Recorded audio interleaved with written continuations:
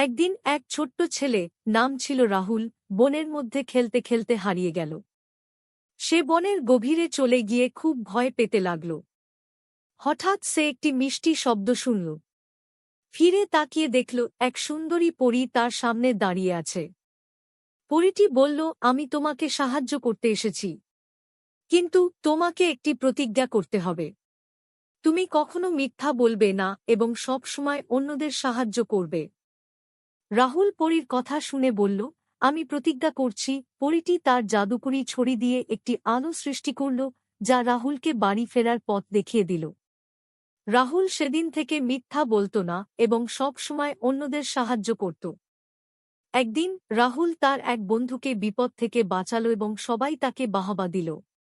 রাহুল বুঝল যে সত্য এবং সাহায্যের মাধ্যমে সে নিজেই সুখী হতে পারে। এইভাবে রাহুল তার প্রতিজ্ঞা পালনে একনিষ্ঠ ছিল এবং বনের পরীর কথা মনে রেখে অন্যদের সাহায্য করতে লাগল। গল্পের শেষে পরী আবার দেখা দিল এবং বলল, তুমি আমার প্রতিজ্ঞা পালন করেছ, তুমি সব সময় সুখী থাকবে। রাহুল হাসি মুখে বলল, ধন্যবাদ পরী। এটি থেকেই বোঝা যায়, সব সময় সত্য বলা এবং অন্যদের সাহায্য করা আমাদের জীবনে সুখ নিয়ে আসে।